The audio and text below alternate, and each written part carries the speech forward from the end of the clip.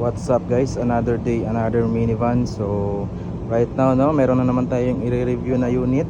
So meron tayong release unit for today, buyer from Daegu City. Okay, ang unit na to guys is DA17W, pero ito yung pinaka low end variant ng DA17W. So hindi siya naka 3 layer headlight. Tapos wala rin siyang fog lamp.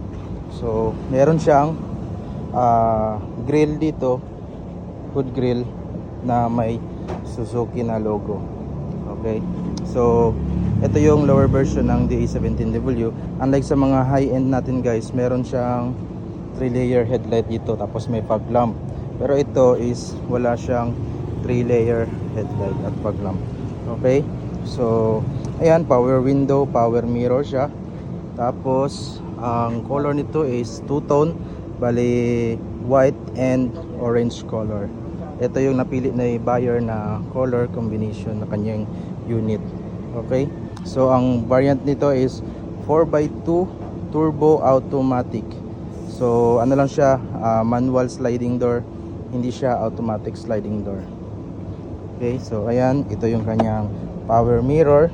So meron din siyang unlock and lock button. So hindi mo na kailangan maglabas pa ng susi para mag-unlock unlock. So ito lang yung gagawin mo guys, pipindutin mo lang to. So mag-ano na siya, magla-lock, tapos mag-unlock na siya. Okay, so ayan, then meron din siyang spoiler na pinalagay ni client. Nag-add on siya ng kanyang spoiler dito with center taillight. So may another taillight siya dito na umiilaw. Tapos meron pa dito, and meron naman dito sa kanyang ibaba. So ito pala yung DA17W guys. Kapag yung unit is yung taillight niya is ganito sa baba, pinapahaba. Ayan, so ganitong variant is DA17W. Unlike sa mga lower variant is yung parang square lang na type ang kanyang taillight. Okay, so ito yung kanyang back. Ayan, so ito siya, naka-captain seat, all power window, automatic. Okay, then captain seat na rin kanyang upuan guys. So ito is pwede siyang matumba. Ayan, and ayan, so mas malaki na yung space. Tapos pwede mo rin itong siyang itumba pataas guys. Okay, so may hihilain ka lang para matumba siya papunta doon. Ayan, papakita natin mamaya.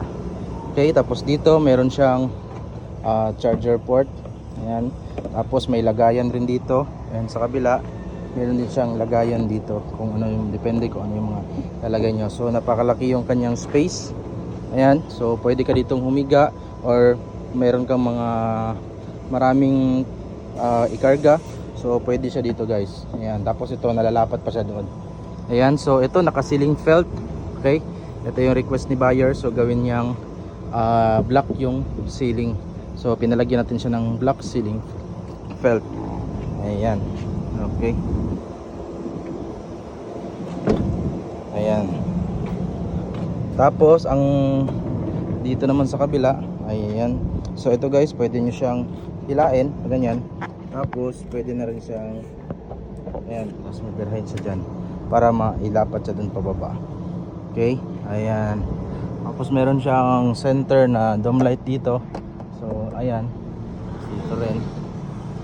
Tapos meron siyang hawakan dito. Ayan. Tapos guys, pasok tayo sa loob. Okay, ayan, ito yung loob niya. Okay, so orange color with beige ang kanyang combination. Okay, so dito meron tayong rain visor, and sa kabila meron din sun visor, then sun visor din sa kabila. Tapos meron din siyang another lagayan ng tubig dito guys. Okay, tapos dito meron din lagayan. Okay, doon sa kabila ganun, and meron din siyang lagayan ng tubig pa dito at saka doon sa kabila. Ayan, so ito straight matic turbo with free na yung kanyang Android stereo na 9-inch. Okay, so ito ni free na natin to kay client. Tapos meron siyang design sa kanyang dashboard na orange. Okay, So try natin pa start guys. Ayan. So push button na rin pala to guys. Push button na rin yung ating unit. Okay. So one click lang. Start. Okay. So ayan. Ang tinakbo ng unit is 161,000. Okay. So ayan. Tapos napakaganda ng ating stereo, Bluetooth, meron tayong Google Chrome, meron tayong Maps, Play Store. Okay, may YouTube. Ayan, pwede ka na rin mag-Wi-Fi dito guys. Tapos meron tayong Netflix. Ayan, pwede ka na mag-Wi-Fi. So, yan, napakaganda. Try natin i-play yung sounds. Touchscreen na rin yung ating Android stereo. Okay. Ito naman yung ating aircon, napakalamig guys. Ayan, lakas ng hangin. Ayan, okay. Napakaganda, tapos sobrang ganda pang upuan. Tapos maluwag, mataas yung kanyang ceiling sa ating head. So pwede dito kahit 6 footer ka. Tapos meron din siyang ayan, armrest. Okay, napakaganda. Ayan. So sa mga gusto umorder nito, just message lang po sa ating Facebook page. So ang presyo pala nito guys, ang presyo nito is umabot siya ng 320,000 sa ganitong setup. Okay?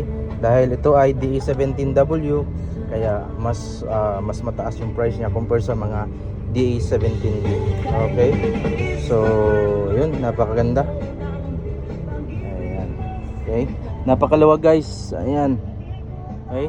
So, sa mga umorder dyan, message lang po kayo sa ating GMB Surplus page. Okay? Thank you guys.